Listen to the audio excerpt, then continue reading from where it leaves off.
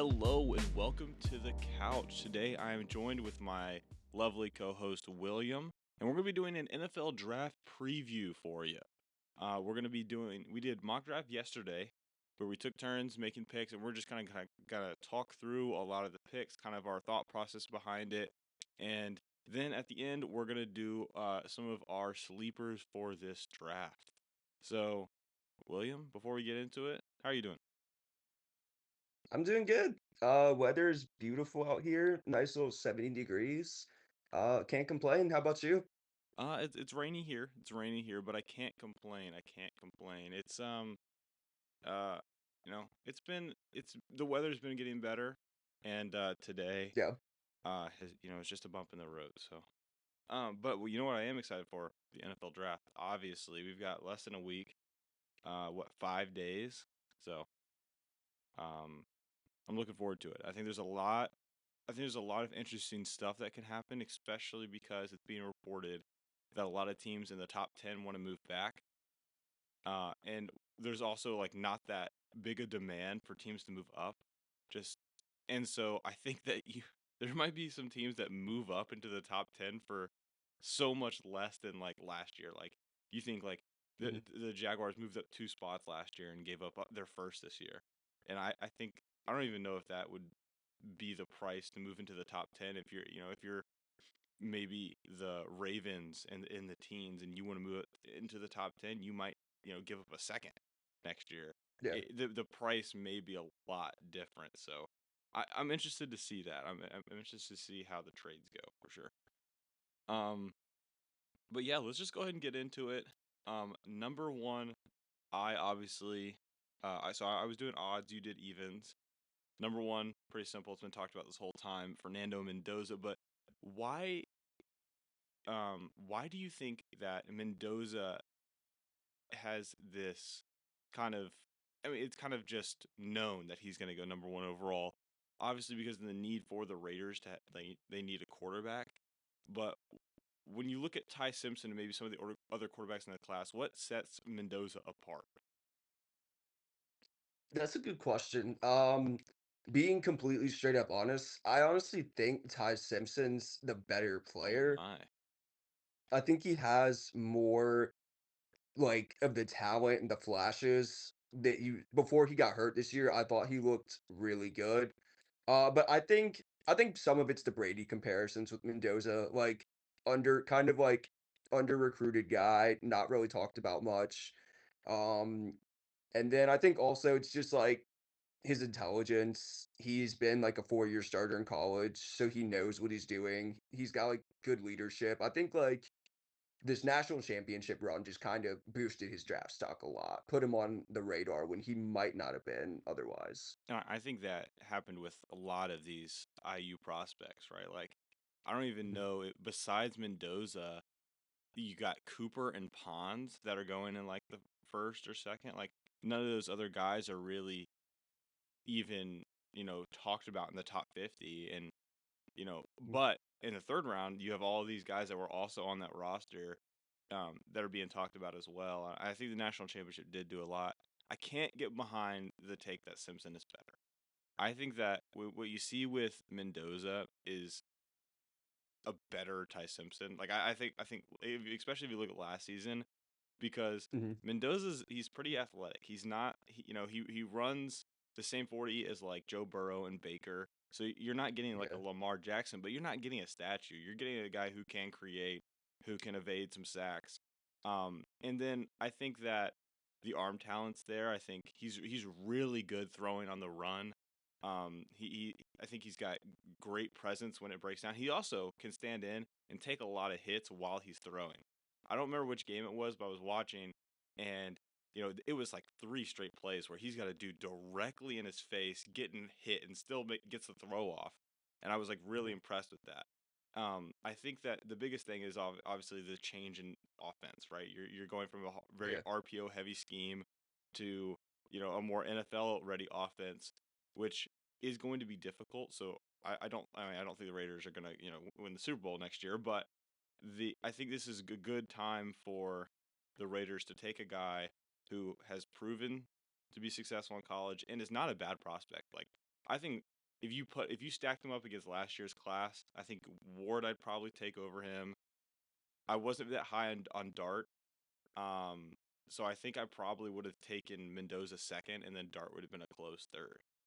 Like I think even Dart he kind of had the same knack last year of he doesn't come from a pro ready offense, very RPO screen heavy, and look what happened. He went to a NFL team. They kind of adjusted how they were going to run it, made it a little more friendly for him, and he looked fantastic when he was out there. Yeah, I agree. And I mean, trust me, I know all too well about Mendoza's running skills. That national championship run still haunts me in my dreams. um, and that's not to take away from anything from Simpson. I really like Simpson. I think honestly he could go in the first round. Um, I like what he does. I think he's decently accurate, but there definitely is some concern with how the season ended last year for him. And so that's kind of thing that I think teams are looking at. Um, but I still like Simpson, but I think that the rest of the class falls pretty short. Beck's kind of older, and Mhm. also not the best prospect. Yeah, And then I like Drew Aller. I think he's kind of the guy that maybe you take late and you kind of see how it goes. Maybe you can reel him in because he does have all the traits. He's got a great arm, but yeah. there's a lot of misses, and if you can get that under wraps, maybe you can have a pretty decent starter later on. Yeah, ours definitely got to improve his like short to mid range throwing game a lot. Yeah. But enough about the quarterbacks because that has been talked to death through this NFL draft cycle. Let's talk about the number 2 pick where you had the Jets taking Arvell Reese. Explain why they're going to go Reese here and not David Bailey, another guy who's been mocked to him quite a lot.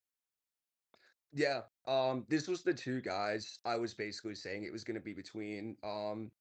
I don't think there's necessarily a bad pick the Jets can take. Like if they want to go David Bailey, I completely get why. He's great pass rusher, 14 and a half sacks last year. Bailey, like, if you want a pure pass rusher, you know that you're going to get that in David Bailey. But to me, I think Aaron Glenn, even though he's barely been with the Jets a year, I still think he might be on the hot seat with how impatient some of these teams are.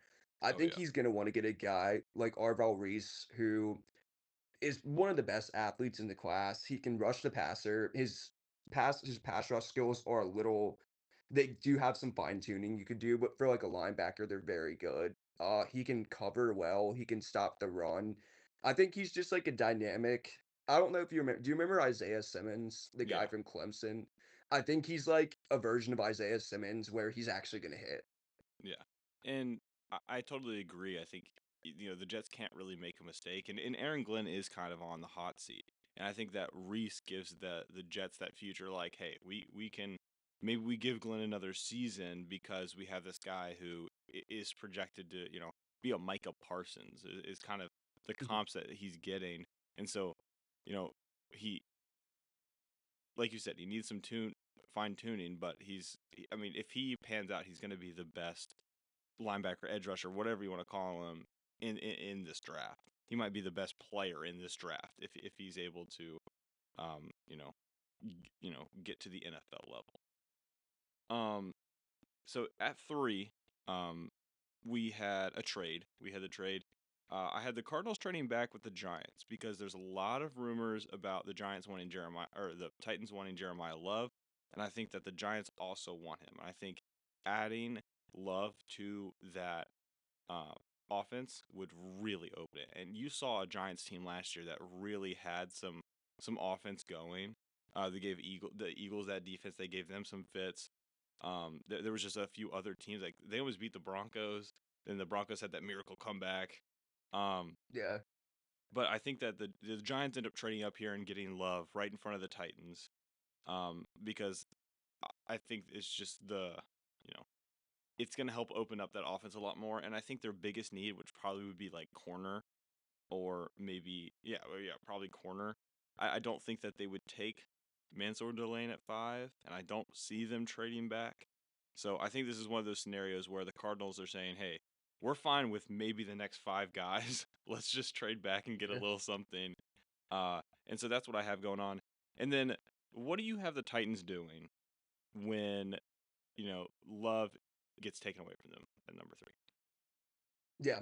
I definitely think the Titans, I mean, Love would be a fantastic pick for them if they could get him, but I don't think that's gonna happen. So I have the Titans going David Bailey. Um, I think that's a pretty good consolation prize. I know Tennessee obviously wants to booster that offense with Cam Ward. But I can't see them going receiver this early. You could maybe think O-line, but I think Tennessee needs to improve their defense as well. And I think you get one of the best pass rushers in the class in David Bailey to give Cam Ward and the offense some help. Yeah, I totally agree. And Robert Saleh coming in, becoming the head coach, defensive guy, he's probably going to want one of these defensive guys, in Yeah. the first round, especially with such a high pick like that. And then with the Cardinals moving back, they took Francis Mauigoa. I think he's the best all around offensive lineman in this class. You could see him projected as a tackle in the league, but maybe the Cardinals want to move him inside to guard. And even so, he would probably be the best guard. Like, he has the potential to be better than Vega Ione. And I think even tackle wise, like, you could have this guy for a long, long time, pretty much play anywhere on your offensive line. So I think the Cardinals, hey, take it back and say, hey, I don't think they're planning on competing next year with Gardner Minshew and Jacoby Brissett as their quarterbacks. So I think they're just saying, hey, let's keep building, let's get the foundation done, and let's take a tackle here at number 5.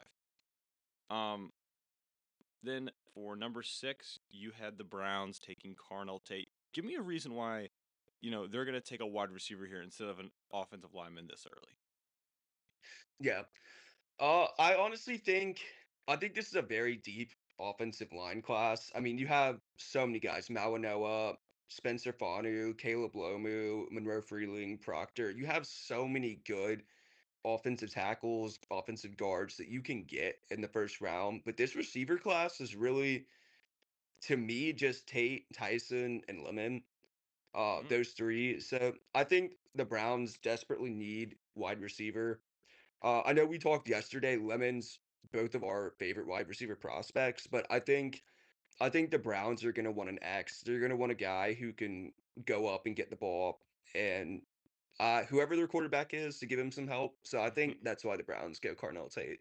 Yeah, and you look at the receiver room right now, and Jerry Judy's the kind of the top guy, and Mhm. he's very inconsistent. Had a lot of drops last season, and they really need that number one receiver guy.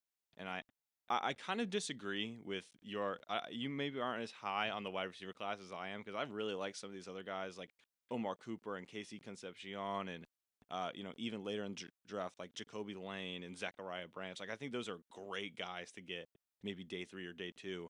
And so but I do agree. The Browns going the wide receiver here makes sense. I think that if Maui Noah was still on the board, they probably go him. But I Mhm. think that, like you said, there's a lot of good tackles at the top of this draft. So maybe you wait for a little bit and take one of them. Okay, we got 2 more picks here until we get into uh the second quarter, I guess, Yeah. of our NFL mock draft. And at the 7, I had the Commanders taking Caleb Downs. I think you can argue Downs is the best player in this draft. Um, and while the Commanders, maybe they don't necessarily want to go safety at 7, I think you just kind of have to go best player available with the talent on their defense. I think that if Love fell here, they'd probably take him. I think even if Tate was here, they'd consider taking him. I think they would probably consider Lemon here at 7. But I think you just go Downs and you say, hey, look, we're gonna keep building this defense. They had a really old team last year, and they just need to get younger to match Daniel's timeline. And I think they go Downs here. I think he's incredible. He can. There's some issues with his knee, I think, and but I just don't really like care. And Yeah. I think it's gonna be fine. I think a guy that you can put back there, and he's gonna have a huge impact on this defense at every standpoint. So, um, Yeah. Do you have anything to say about it, or I don't want to cut you off. If you want to say anything about a guy I'm talking about, just jump in. Um, For sure. but number 8, you had the Saints taking Ruben Bain. Um, Ruben Bain was a guy who, just a few months ago was mocked in the top 4, top 5. Why do you see him falling down here a little bit, even though he had such a productive season at Miami? Do you think it's the arm length, or do you think it's part of the situation he just got in? That seems like not a big issue, but why do you think he's going to end up falling here to the Saints? Yeah, I don't think he should fall to the Saints personally. I think the arm length is the main thing. Like when you watch him in person, I'm a Miami fan. I watch every game he played in for the past 3 years. Like he's a great pass rusher. His bend is insane. He can get around you, speed, power. He's got everything. And he's just got a motor. Like he's one of those guys who's gonna give you 100% every play. I think it's mostly the arm length. I think the situation, like you said, it's kind of a non-factor. Um, I remember seeing on Miami boards, like when it happened, like like he got in a car accident, then nothing really came of it because it was just an accident that was really unfortunate. So I think that maybe with the arm length, teams can get a little bit more like justification of like, oh yeah, we probably should pass on him. But I still think Bane's gonna be a dog. I think the Saints get something they really need, edge help on the defensive line, and I think it's a great pick for them. Yeah, I think they get one of the best talents here, and I think while there are concerns about the arm length, there's a lot of guys in this class who have really short arms. Like this is a T-Rex draft for sure.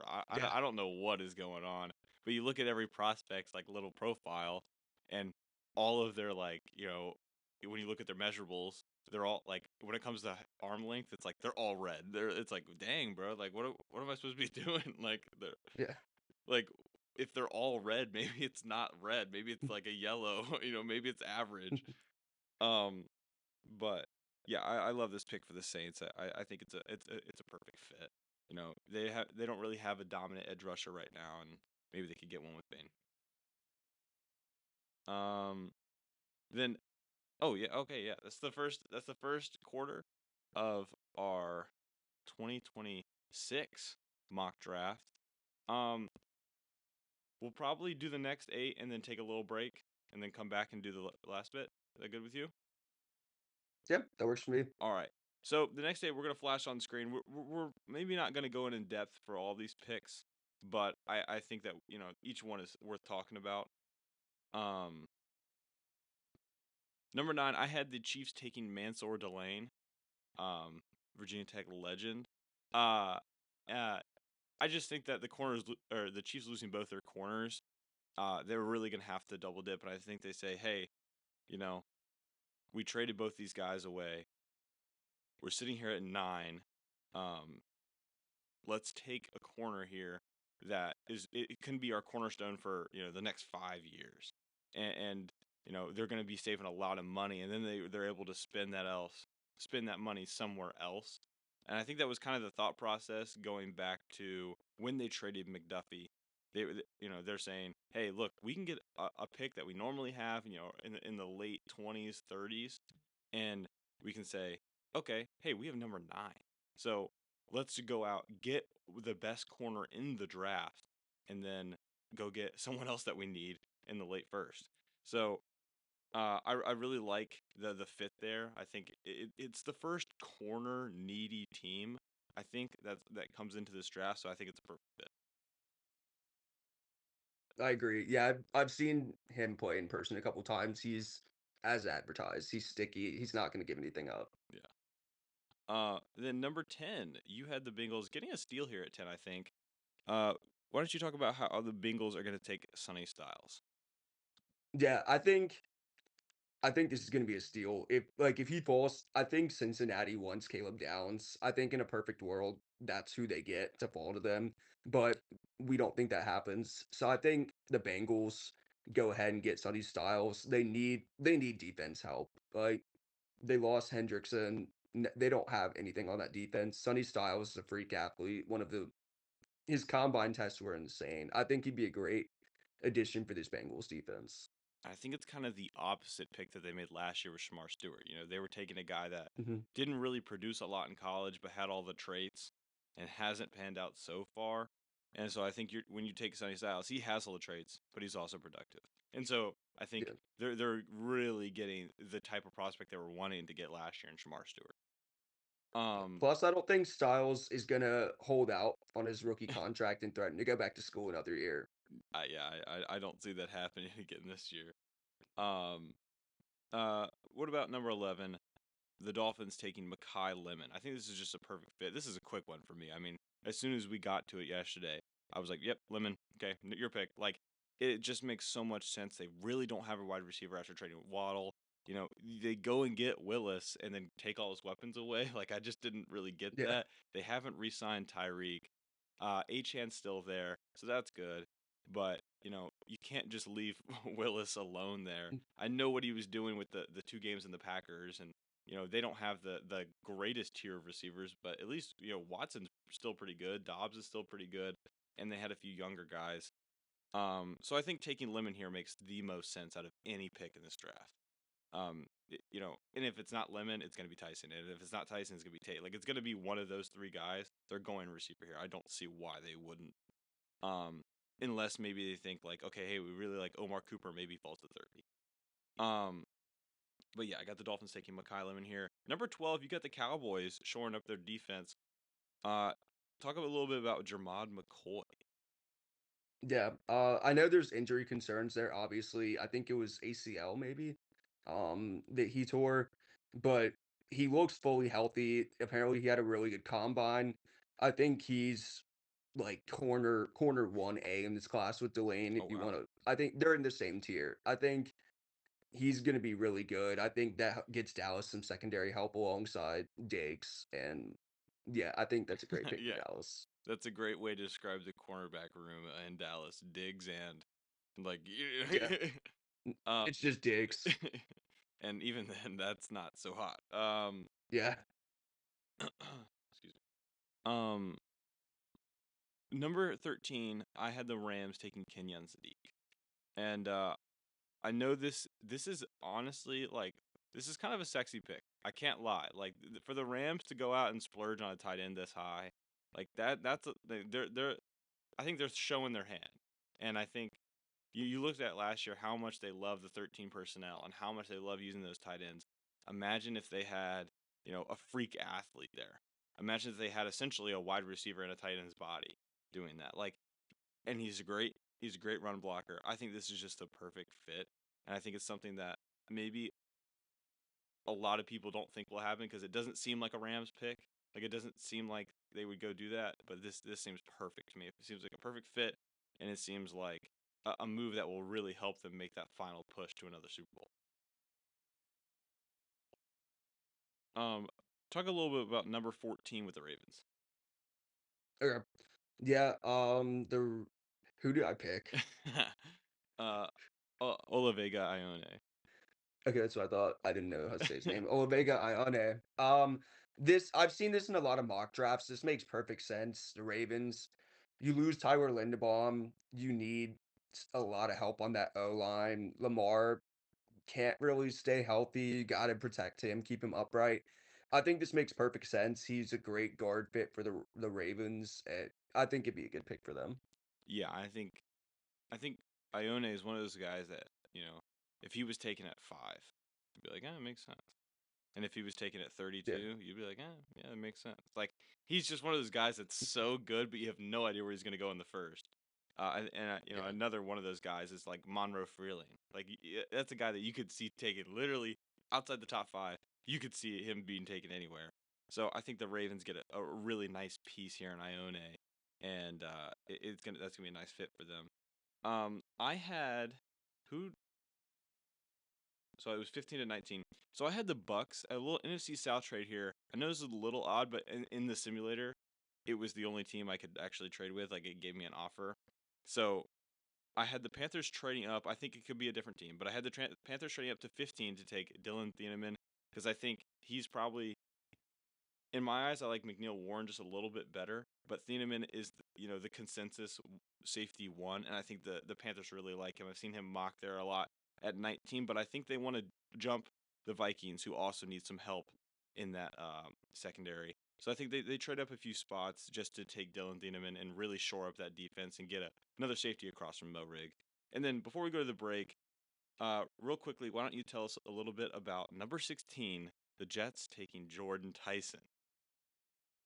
Yeah, I think with the Jets already getting Arvell Reese, I think they're gonna want to go and get another wide receiver for Geno Smith, most likely. Yeah. Uh, Maybe they take Ty Simpson, who knows? But yeah, the Jets need weapons. They have Garrett Wilson, and that AD Mitchell's an interesting wide receiver three, maybe who could break out there. But I think the Jets really need like a big body wide receiver who can just go up and get the ball downfield. And that's Jordan Tyson. Yeah, and the question is, can he still healthy? But I think Yeah. that it's going to be fine, even though they do play on like the most injury riddled field known to man. Like, MetLife. yeah, like Yeah. He's got to make a good deal with the turf monster there. Maybe give him like 20% of his paycheck or something like that. But I totally 25, agree. at least At 25. least 25. Yeah. I do really like the pick there because the I think it was like they didn't have anyone who got 400 yards last season, like receiving yards. Like I Yeah. don't even understand how an NFL team is functional. Like I don't understand how they don't have the number one overall pick. Like I would they argue that were they weren't functional. oh, They weren't they functional. were they weren't functional, but like how do they have the number two pick? Like in my mind, I'm like, dude, they didn't have an interception. They didn't have anyone have 400 yards receiving. How in the world? Like were the Raiders were literally just that bad? Like that probably puts into perspective how bad the situation was for Ashton Genty last year. Like Oh my, yeah. um, but yeah, I really like the fit here, and Tyson's my favorite. One of my most favorite receivers to watch in the class. He's just so fun to watch, and I would if the Eagles end up if the Eagles end up moving off AJ Brown, which I hope they don't, and I don't think they will, but if they do, I would love Tyson as like a replacement. That would be awesome. All right, we're gonna go take a little bit of break, and then we're gonna come back and do our second half of picks. So don't go anywhere. Hello and welcome back. We're coming back from break. We're gonna do the second half of the 32. So 17 through 32 picks we're gonna do in this section of the podcast.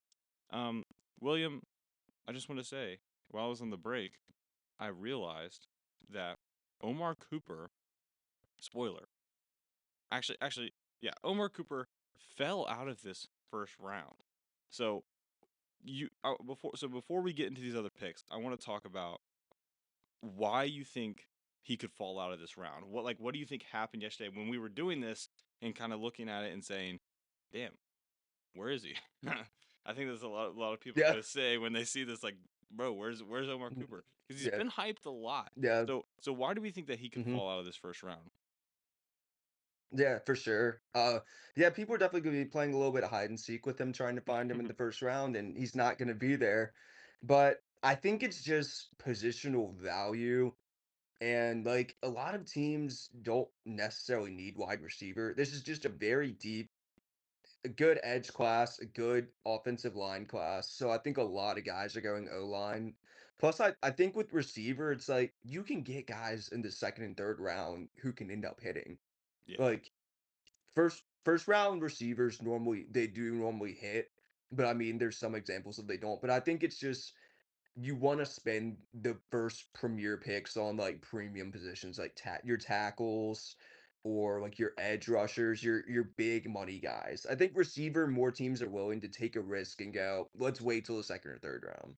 yeah, and I kind of agree. Like, there aren't a lot of teams here that need receiver, or if they do, they have a bigger need. Like the Patriots, for example. Mhm. Like they need offensive linemen so much more than they need a receiver, in my Yeah. opinion. They just got Dobbs, who I think can be serviceable, and I think that they're gonna look at this and say, hey, look, we need to protect Drake May at all costs.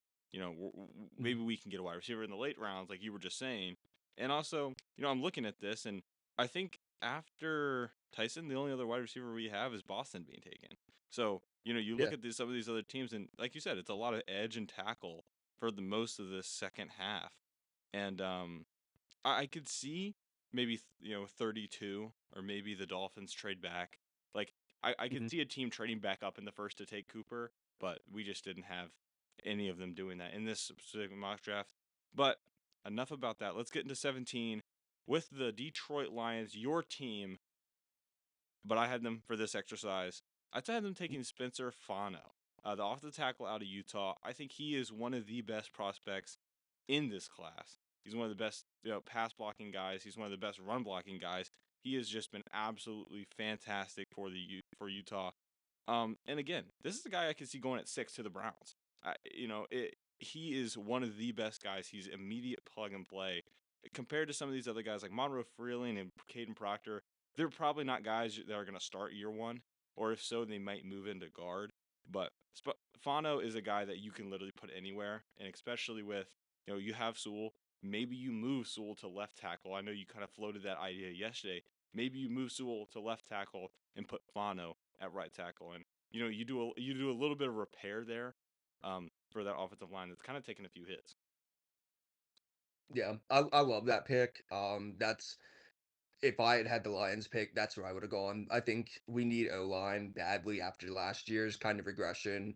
Yeah, I like the idea of it's not just me. I've seen like legitimate Lions beat things saying Sewell might get moved to left tackle, which is his natural position. So if we could get Sewell at left tackle, probably Juice Scruggs at left guard, the guy from Houston we got in the Montgomery trade, Cade Mays at center, Tate Ratledge at right guard, and then Fano at right tackle. I'm happy with that O-line. That's a pretty solid O-line. Yeah, and Cade Mays is actually a guy that I was hoping the Eagles would sign. I like Jurgens, but Cade Mays is one of those younger guys that's like, dang, he can really play. Mhm. So I think him being at center is going to be good for you guys, and I think the rest of the way that offensive line structure fills out pretty nice. But going on to 18 with the Minnesota Vikings, you had them taking Emmanuel McNeil Warren. Talk a little bit about this one. Yeah, I mean, the Vikings definitely need safety help. Harrison Smith's still their like main guy, but he's not really the same as he was. I think the Vikings are really like Dylan Thiemann, the replacement of Harrison Smith, is a carbon copy of him, but someone jumped them, so Yeah. I couldn't take him there. So I think Emmanuel McNeil Warren, like you said earlier, I think he's the better safety I would want. Like a bit more rangy. So I think this is a great pick for the Vikings. Get them some safety help, shore up that back end. Yeah, and I think that corner could be another position they go here, especially if they do get jumped for Thieneman. So why do we think they go McNeil Warren instead of corner? Because at corner you still have Avion Terrell, you have Colton Hood, you still have a few guys here that they could take. So even a guy that could sneak into the first round is Chris Johnson, North Dakota State guy. Mhm. Like he could, maybe he could be a guy they say, okay, look, we got Thieneman taken, let's move back and let's take Chris Johnson. So do you look at the positional value a little bit different there? I Saying don't. or Yeah. or maybe looking at the class and saying, hey, maybe we can get a corner in the second. Maybe we don't like the safeties as much. Mhm. Yeah, I think it's that. You can get a corner in the second. Plus, like, I think Emmanuel McNeil Warren, I think he's like a better safety pick than like those guys at corner would be there, Yeah, if that makes sense. yeah, Like okay, you're getting the 1A safety versus like the third best corner in the class. So I would rather go safety and then like get a B plus corner in the second round. yeah, makes total sense.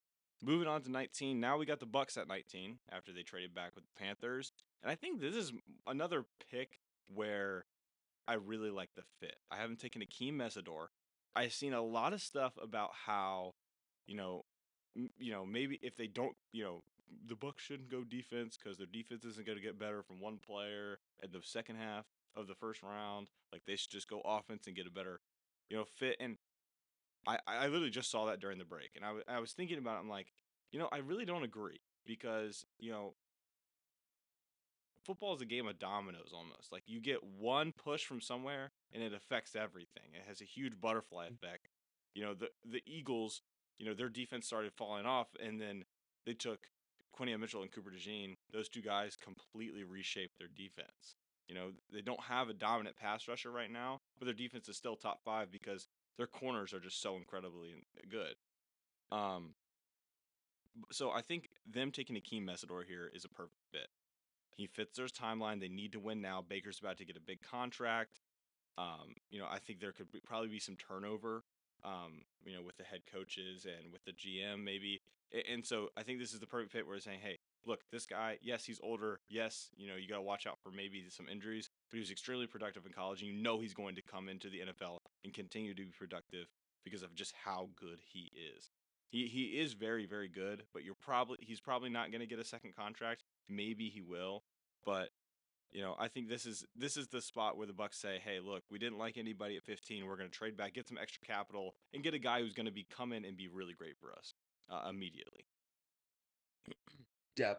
I mean, yeah, as a Miami fan, I saw Mesidor a lot as well, and he's like very good as well. He's not, I wouldn't say he's as good as Ruben Bain, but like he's a bit bigger than Bain, like body size wise, which helps as well. But also, he's like 25 years old. He's got the experience. He's like you say, he fits the Bucks timeline.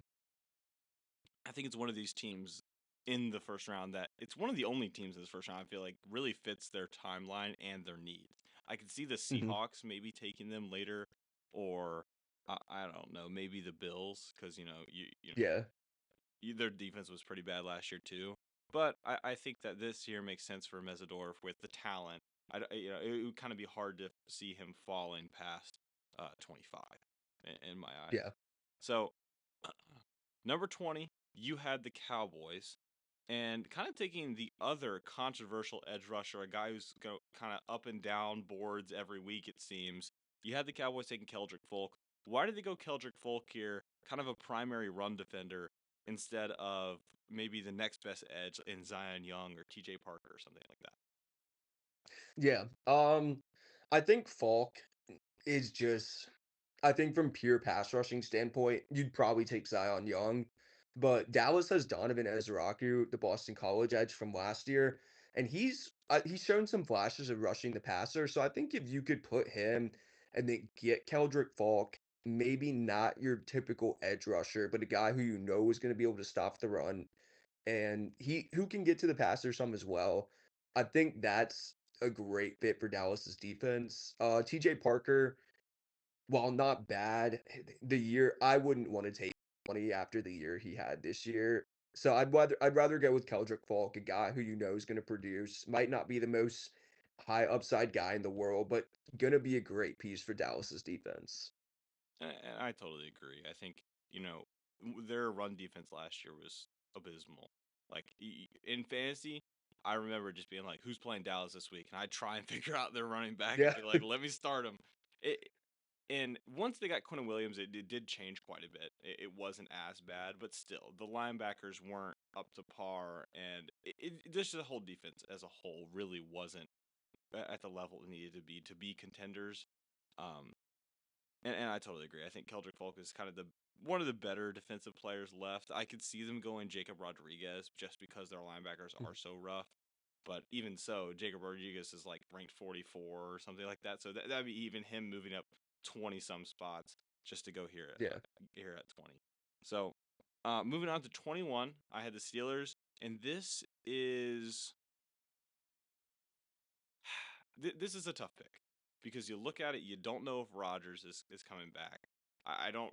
I feel like every day I hear something different about what Rodgers is going to be doing. So I'm not super confident if he's going to be there or not, but I am confident that Will Howard will be a serviceable starter or Mason Rudolph will be a serviceable starter if he does not come back. And so I'm not super worried about them taking a quarterback here. I do like Ty Simpson a lot, like we talked earlier in the podcast, but I think that, the Steelers are kind of coming to this and say, okay, look, we're going to make the gamble, get Ty Simpson the second. If the Cardinals take him, because I think that's the other team, if the Cardinals take him in the second, because they have what pick 34. If they take him in Yeah. the second, it's like, you know, Yahtzee. You just kind of it's Mhm. luck. It's or maybe they think they can trade up to 33, maybe, but I don't see them taking Simpson here. I think there's bigger needs, and that's why I have them taking Chase Basantis. I think that losing Samalu is a big deal, and their offensive line just already wasn't great. And so I think you already, you let's just say, hey, let's take arguably the best guard in this class.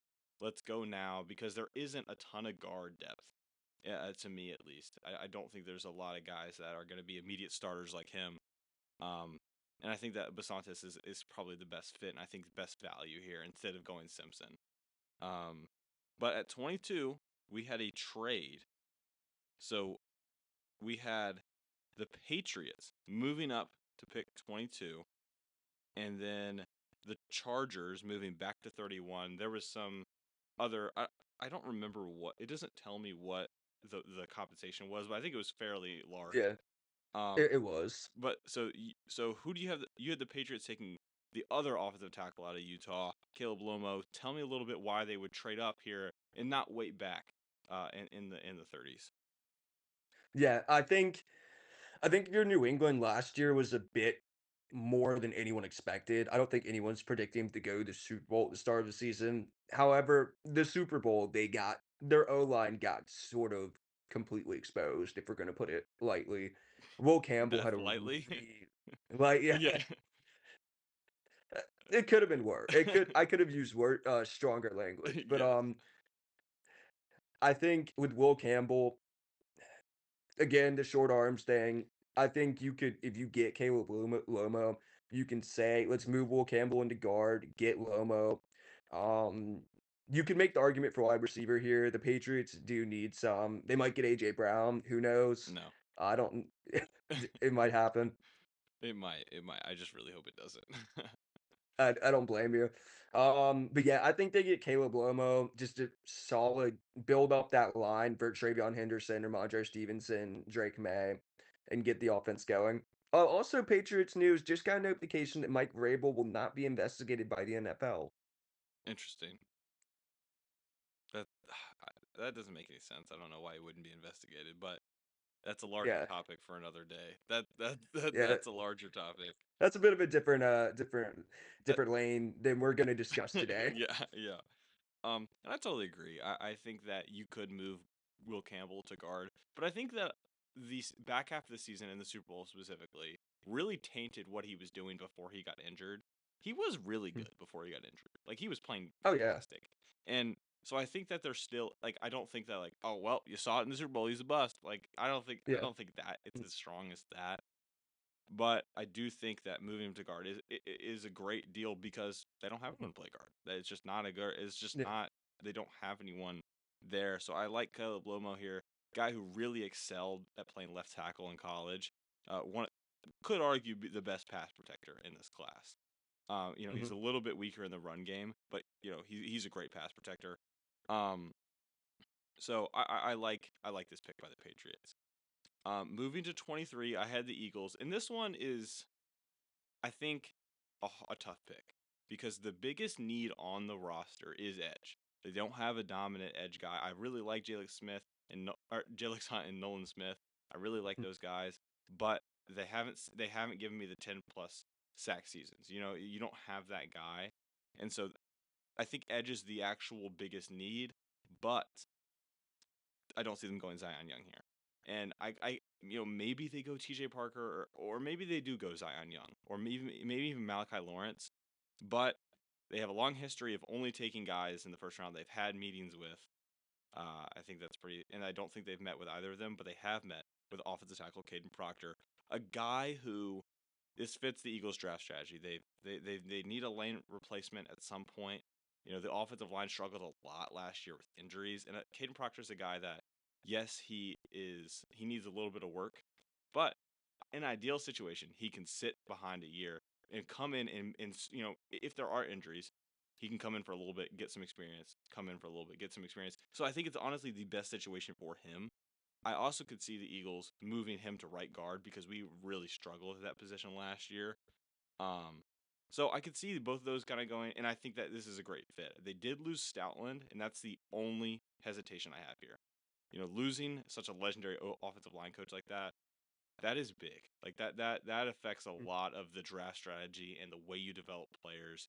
And that's the one worry I have is like the Alabama tackle curse. It's Yeah, like, oh, that's not great. And we lose this legendary offensive line coach. It's like, oh gosh, man, like what do we it's like I get a little hesitant, but I still like the pick. I think it's going to be perfect, and I think it's kind of the position you have to go. I can see them going Omar Cooper here, because he's Mhm. a little bit of a different receiver than we have. We don't really have like we have Devontae, who's like a route technician, and you have AJ Brown, who's had this big body receiver. But you don't really have like Mhm. the smaller, fast, guy who's gonna be uh getting yak and stuff like that. Like Yeah. behind the line of scrimmage, you're throwing the ball to him, he's running 10, 12 yards down the Mhm. field. Um, but I like Proctor here. But enough rambling about the Eagles. 24, you had the Browns finally going offensive line, hadn't taken Monroe Freeling. What do you see from, you know, I guess you don't really have that many options left at tackle. Um, but kind of explain to me, why this is a good fit for the Cleveland Browns. Yeah. I mean, the Browns, they lost all 5? It was 5 off four out of off five starters. I think they only kept one. 4 out of 5. Okay, yeah, I knew it was 4. I couldn't remember which one it It was, was but, four out of five, and then they like lost seven of their eight total offensive linemen or something like that. So they yeah, they only kept one. The Browns' offensive line got purged. They you could I could see the argument for, "Oh, take offensive line at 6 and then go wide receiver later." Because I mean, like, the Bengals, Jamar Chase over Penei Sewell, like, not a bad pick by any means, but offensive line still killing them. Yeah. But, I think the Browns get one of the best potential players in offensive line in this class in Monroe Freeling. He's v God, he's like 6'6", I think, 6'6", 6'7", somewhere around there. All right. No brain rot, no Oh brain my rot, gosh. no brain rot. But, he's a big guy. I think Georgia offensive line, Georgia puts out some decent offensive linemen. I think it's a great potential cornerstone for the Browns offensive line as they kinda rebuild this team. Yeah, and I think I kind of agree with the thought process because there's two main thought processes, right? You go probably best tackle at six if Maui Noah falls. You could go best available offensive lineman at six and probably get Mhm. the first or second best guy, and then get like a pretty, probably the fifth or sixth best receiver, at 24, um, or maybe even the fourth with the way we had this falling. And then at 24, you're either getting, you know, the fifth best offensive lineman and you get Yeah. the best receiver or the second best receiver. It's like it's kind of an inverse. It's just you're getting one or the other. And Mhm. I think that this is totally fine because the top I really like the top like little section of this tackle class. So I think it's perfectly fine to be like, okay, we're gonna take Freeland at 24. Maybe he's not even a first round grade player. Like maybe Mhm. you don't have a true first round grade on him, but like you could still say, hey, the position's gonna move him up. You're gonna have the tackle tax, so we'll get him at 24. Um, 25, I had the Chicago Bears. And this is one of my favorite picks because I love Jacob Rodriguez so much. I think he is easily the second best linebacker in this class. And I don't think he's that far from Styles. Like I think that Styles is obviously the sure. I would take Styles Mhm. before Rodriguez, but I don't think that the difference is as big as some people are saying. Because like we talked about earlier, Rodriguez is ranked like 44 or something like that on the consensus big board. So the Bears taking him here, it is a big jump, but I think it's their biggest position of need. I don't think there's any edge rushers they'd want. Maybe they could take Zion Young, but I don't. I think that linebacker is the bigger position of need. You saw it with their linebackers last year. They completely got decimated by injuries. They had like fifth string guys starting, and then they uh, lose one of their linebackers. It wasn't T.J. Edwards. It was Tremaine Edmonds. They lost, Yeah, correct? Edmonds. They lost Mhm. Edmonds, and so you still have T.J. Edwards, and then you have Noah Sewell, and that's like nothing. Like I have really legitimately no idea who those third guys are. And so I think Rodriguez here, you come in and you get one of the best linebackers in the class. He can kind of do it all. And I think he'd be a great fit for your. And they have to go defense. I feel like with how good their Mhm. offense was last year. Like imagine if their Yeah. defense was like good enough to stop a team. Like Y you know, um, So they're really going for a defensive overall. So I could see them going Rodriguez here. Mhm. But 26, you had the Bills taking Zion Young. We just kind of talked about him a little bit. Why go Zion Young here instead of TJ Parker? Uh, I'm a little higher on TJ Parker than you are, so kind of explain to me why you're going Young here. Yeah, I just think Young was so good at Missouri, like, the potential, he had a really good year this year. I just think Zion Young's the best pick for this Bills defensive line. Obviously, they have Greg Rousseau at one end. He's had some injury history kind of stuff. The Bills need to shore up this defense. Like, if they want to get Josh Allen to a Super Bowl, they need to shore their defense up. And I can understand the argument for the Bills taking a wide receiver here, like Omar Cooper or Denzel Boston. But I think like DJ Moore, Shakir, I think, and there were maybe Keon Coleman puts it together this year. Um, but and with James Cook, I think the offense is fine, but give them another edge piece to rush the quarterback, and I think that'll do wonders for this Bills defense. Yeah, I agree. Get another guy who can come in and really affect the other side of the ball. Mhm. Then at 27, I had the 49ers taking Max Ianicher. I don't know how to say his last name. I've heard it pronounced like 800 different ways. The Yeah. offensive tackle at Arizona State. He's been rocketing up big boards for the past month or so. I mean, originally he was going in like late second, and he just creeped up, and now he's like going in the first. And I think Yeah. he's a lot like Caden Proctor, where you have to look at him and say, what is the ceiling? Because he is like he has all the traits, but he does lack a lot of the skill, or the nuance to playing tackle, and so I think he has to go to a team where he can sit for a little bit. I think 49ers is a perfect team. They still have Trent Williams, and there's the contract dispute or whatever. But no matter what, he's going to be sitting behind for a year watching Trent Williams, and I think that's going to be great for him. I think it's again another guy that's like you probably don't have a true first round grade on him, but the ceiling is like insane. So I like that pick here for the 49ers because their team was really good last year. They were completely destroyed by injuries and still made it that far into the playoffs. Like they beat the Eagles in a real close game, and then did they beat the Bears? No, no. They No. Who did they I think play? the 49ers. Yeah, they played the Rams, didn't Uh, they? yeah, I believe Yeah, they played so. the Yeah. Rams. They played the Rams. Yeah, and they lost to the Rams in the second round. Wait, it was Seattle. I think it was Seattle, maybe, Oh my gosh, because wait. the Rams played the Bears, right? I don't know. Yeah, the Rams did play the Bears, but oh yeah, they did play Seattle. They played Seattle. Okay.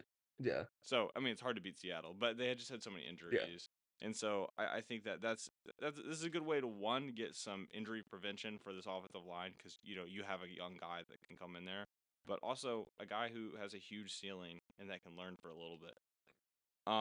Number 28, the Texans. You had taking Caden McDonald. Explain why a dominant defense like the Texans is going to double down and continue to improve their defense. Yeah. It's I would say it's kind of like the rich getting richer in a way. Like, you already have a great defense. Will Anderson Jr. just got absurd amount of money to become highest paid pass rusher ever, right? Am I wrong? I'm not Or sure. am I It's 50 mil a year, so I would he assume. Yeah. You have him, you have Daniil Hunter. That's great edge duo, but, like, this offensive line, the offense, I don't know. You get Monty, that helps.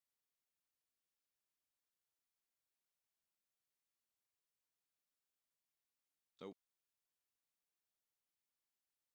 Bolsters this. oh,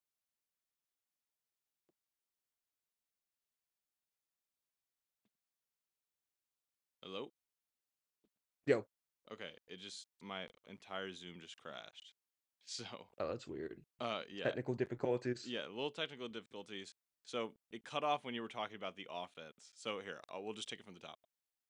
Okay. So you had the Texans taking Cade McDonald. Why do you think that such a great defense like them is going to go ahead and take a guy like that? Yeah, I think this is kind of a case of drafting for value than for need.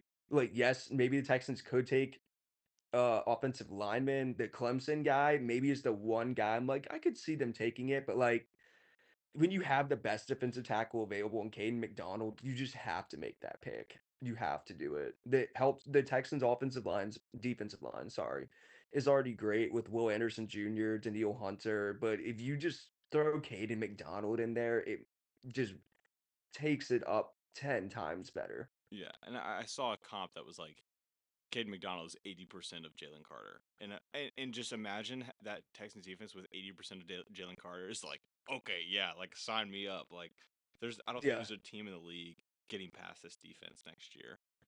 If they do not make at that pick, all.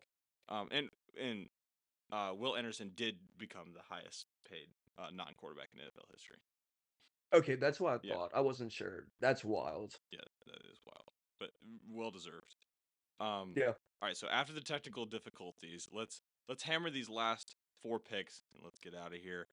Well, I guess we'll both give our sleeper of the draft, our like our favorite guys of the draft afterwards. Yeah. But 29, Chiefs going Denzel Boston. I think receiver is a position of need for like the past like 5 drafts for them ever since they got rid of Mhm. Tyreek.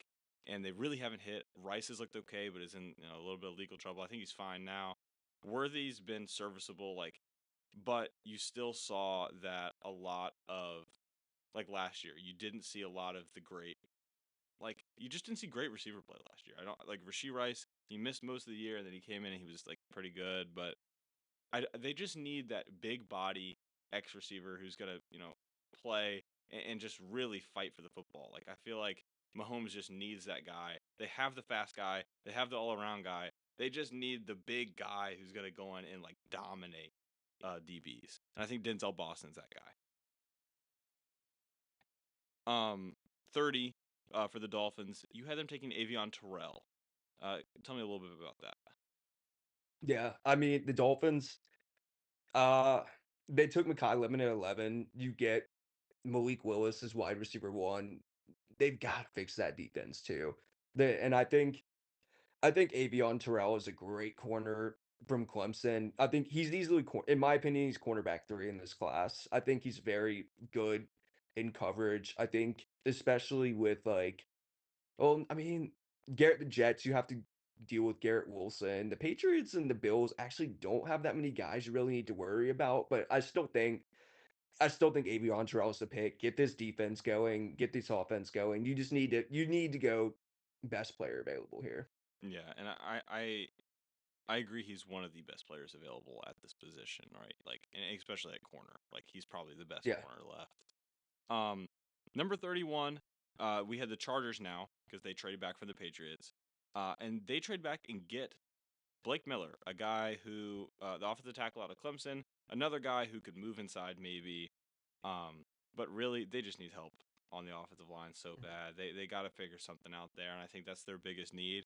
And trading back and still being able to get that because none of these teams really need tackle. I could see maybe the Texans going Blake Miller, but Mhm. I think that them trading back and getting another tackle, or just a guy on the offensive line, honestly, is huge for them. And Okay. then lastly, you want to finish it off? The at Yep. 32, the Seattle Seahawks take T.J. Parker, the edge out of Clemson. Um, where else could you see them going? Well, tell me first a little bit about T.J. Parker, but then also tell me about where else you think you could see the Seahawks going here at 32. Yeah, TJ Parker is an interesting case. Phenomenal 2024 season. Like he Yeah, looked like he was going to be a top 10 draft pick. And then this year, not just TJ Parker, but Clemson as a whole just fell apart. I mean, I, I don't know. Like no one really did much for Clemson. three of the Clemson players. I think we have four Clemson players going in the first round, and Hmm. three of them, or sorry, no, Peter Woods is not going in this first round. No. So like Peter Woods is a guy who was projected to be like a top 5 pick. Blake Miller Hmm. was going to be an easy first round lock. Um, Avion Terrell, was probably going to be a first round guy. Um, and then T.J. Parker too. Like you said, like all four of those guys were supposed to be like first round locks, and now Peter Woods has fallen down dramatically. T.J. Parker might not get taken in the first, and so Yeah, Clemson did just like completely fall apart, but they have so many good players, so many. Yeah. I still think TJ Parker could be really good. I mean, it makes me Peter Woods, I just don't think he's as good. But with TJ Parker, I could see 2025 as being an anomaly of like that team just wasn't that good. Yeah. But where else do you think the Seahawks could go here? Maybe position wise. Running back is the Yeah. first thing that comes to my mind. But like, who do you take? Yeah. I agree. I don't think there's anyone you could take it running back to like to justify at the 32 that's left outside Jeremiah Love, obviously. I mean, I could maybe to me it's gotta be edge. I mean, maybe like maybe you go with D tackle for an extra guy, but I don't think I really liked any of the D tackles that were like I didn't want to reach and take any of them there. So I I think it's gotta be yeah. Oh, I was just gonna say, yesterday we were kind of talking maybe they go receiver. Like, Yeah. Cup's kind of older. Not even older, old. Cup is old, and Shaheed. Mhm. They just gave him a lot of money, but he isn't maybe. He's not your ideal number two, right? So No. maybe Yeah. maybe maybe this is where they go receiver and they get somebody that can really help open up this offense even more. Because if you pair Mhm. JSN with one of the best deep threat guys in the league like Shaheed, and then also just another star receiver, it's like Sam Darnold's going to be in Sam Darnold's going to be in Oh top yeah. 5 conversations if that offense takes off. Like, you know what I mean? Like, if they get another Yeah. receiver there and a good running back, Oh, he's gonna be dangerous. he's gonna be really dangerous. Mhm. So yeah, I think those are some of the other positions, but I agree. Edge is the biggest thing that makes sense to go for at 32. Oh yeah. Um, but yes, that is our full first round mock. I think it's pretty good. I think we got a decent amount of trades in there, not too many, not too little. And I think maybe the spots aren't exact, but the reasoning behind it is pretty good behind all these picks. Um, but yeah, so before we get out of here, I want to just I want us to plant our flag. I've been listening to The Athletic a lot recently, and they did this thing where they did an episode where they planted their flag, quote unquote, on on a few of their guys. So I want to say, which guy are you planting your flag on and saying, hey, this guy is going to be a hit, or like, this guy's going to be my favorite guy? Yeah. Markel Bell, tackle out of Miami, Okay. 6'9", massive JUCO guy. I think whoever gets him, I'm seeing anywhere from like third to fifth round. I think whoever gets him, you're getting a really good starting left tackle for the next 5, 10 years. Oh, wow. Okay. Okay. Yeah, so you really like this tackle class because you were talking about it earlier, saying how deep it was, and he's a guy that's gonna go Yeah. probably day 3, day 2. So Hmm. yeah. Oh Uh, yeah. for me personally, um, my guy, I can't decide between uh the running backs, but I think I'm gonna go Kalen Black. He's an older Hmm. running back, but he just watching IU games last year, like, he is just fantastic. Like, he's not the best pass catcher, but like, he's gonna be the guy. He's gonna be your first and second down guy for sure. And Hmm. he's elusive. He's hard. He's like one of the hardest guys to bring down. And what's a crazy stat? He hasn't fumbled his entire college career. Zero fumbles. That's Like, wild. the That's most. impressive. That's the most like ball security stat I've ever heard in my life. Like, zero Yeah. fumbles, like, that's crazy. So I think that he could be a guy that, you get on your team and you get the best years, you get his prime, and then don't give him a second contract. I mean, maybe you could, but like, you're not gonna Yeah. give him a second contract. But he's also a guy that's gonna go day 3. So who cares about a Okay. second contract? Hmm. How many day 3 guys even make the roster? So Not many. Yeah. I think he's a guy who could make a roster, be an RB2 or an RB3 that could really, come in and provide a lot of juice. So that's my guy for sure. Um, but yeah, thank you guys for listening or watching. Let us know what you think in the comments. Maybe who's your guy? Let us know. Make sure you follow and subscribe on the TikTok, the YouTube, on Twitter, on Instagram, on Threads. You know what just do it everywhere. Yeah. And Social media yeah, everywhere. everywhere. Will, you got anything you want to say before we go? You have 30. Dude, I think our mock draft's gonna be good. Quick little side note: NBA playoffs start today, man. Oh yeah, for real. The real playoffs start today. No playing Yeah, business. Both yeah. of us got Don't get screwed. me started. Both of us got Don't get screwed. me started. Charlotte didn't get screwed. We just got blown out. But dude, Well, quick little yeah. prediction. I think NBA Finals is Spurs 76ers. NBA Finals pick. Oh my god, that's a terrible pick. Oh my god, that's so Dude, bad. dude, Sixers can make it. I believe in the Sixers. The Oh, process is finally gonna come to completion. okay, we'll see. We'll see. The 7 seed Sixers. My prediction is Spurs Cavs. I think Spurs Cavs. Okay. I like that. Harden finally gets it done in the playoffs. Well, I don't think they win. I think the Spurs win, but But yeah, he gets the Harden finally makes that finals. yes, yeah. But we got like less than a minute on the Zoom, so it's about to kick us Yeah. off. So we gotta go. We will see you guys post draft to do everything, talk about all of that. Check out the socials because we're gonna be doing mock drafts, like 7-round mock drafts for certain teams. I know the Lions are coming up, the Bucks are coming up, the Dolphins are coming up. So follow for all of those. See you guys next time. This podcast is produced by Student Media. Student Media is a student organization at the University of Evansville. Student Media produces the Crescent magazine published online and in print 3 times a semester. Student Media produces several podcasts and utilizes design, photography, video, and sound for its experimental and academic learning in journalistic endeavors and engaging storytelling. Student Media elevates the voice of the student body and connects the campus and community to important information and points of view.